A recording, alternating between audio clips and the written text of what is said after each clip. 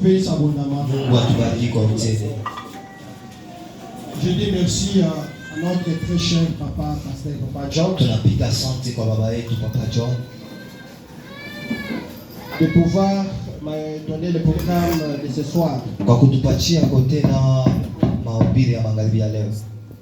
Je dis papa que Dieu vous bénisse. Nasema tena kwa baba Mungu anibariki. Je suis un fils de la maison. Niko mtoto wa nyumba. Donc nous allons s'entraider. Tuta s'entraider au travers l'esprit de Dieu. Kupitia roho ya Mungu. Réglez le son s'il vous plaît. Aidez-nous avec le son. Parce qu'il y a moyen de libérer le son.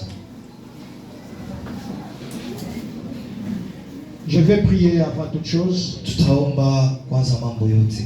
Tendre Père qui est aux cieux, je dis merci. Je me tiens devant ton peuple. Donne-moi des paroles claires, une pensée cohérente, du début de cette prédication jusqu'à la fin. Même ceux-là qui sont dans les pourtours, qu'ils soient et qu'ils aient un esprit récepteur, qu'ils soient scotchés, connectés de ton Saint-Esprit, et que la mouvance du Saint-Esprit soit parmi nous. J'anéantis tout esprit maléfique, satanique, et que l'Esprit de Dieu et les anges du ciel soient parmi nous. Au nom puissant de Jésus-Christ de Nazareth. Amen. Amen.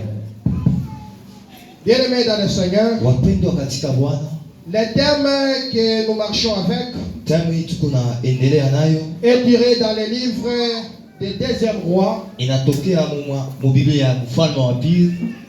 Deuxième Roi chapitre 2. Verset 1, verset 19 jusqu'à 22. 19 à 22.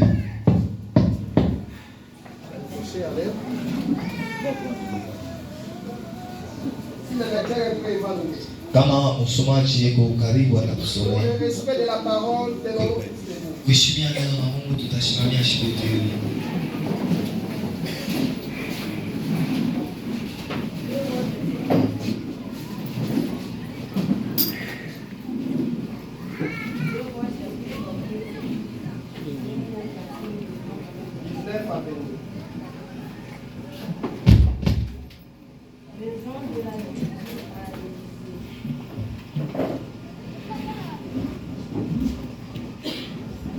Deux Rois, chapitre 2, 19e verset, nous lisons au nom de Jésus. Amen. Les gens de la ville dirent à Élisée, voici, le séjour de la ville est bon. Comme le voit mon Seigneur, mais les eaux sont mauvaises et le pays est stérile. Il dit, apportez-moi un plat neuf et mettez-y du sel. Et il lui l'apporte. Il alla vers la source des eaux et il y jeta du sel et dit, ainsi parle l'Éternel, j'assainis ces eaux, il n'en proviendra plus ni mort ni stérile. Et les eaux furent assainies jusqu'à ce jour, selon la parole qu'Élisée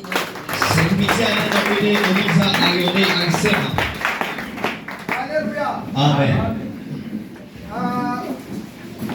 Par rapport à ce thème, kupitia thème yetu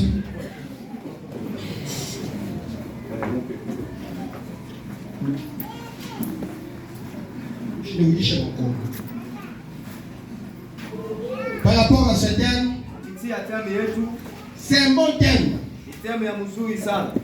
On nous demande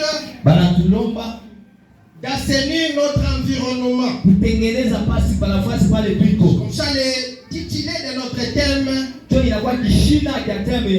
assainir ton environnement. Nous sommes à l'époque où Josué, lorsqu'ils étaient avec les enfants d'Israël, ils partaient vers le pays de Canaan.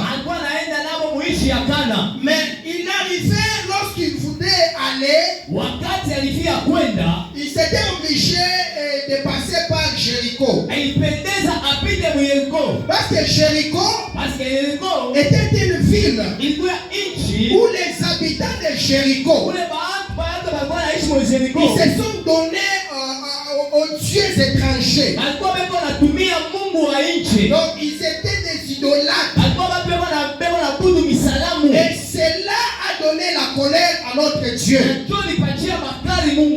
C'est comme ça que lorsque Dieu était en colère, et même les murs de Jéricho étaient renversés par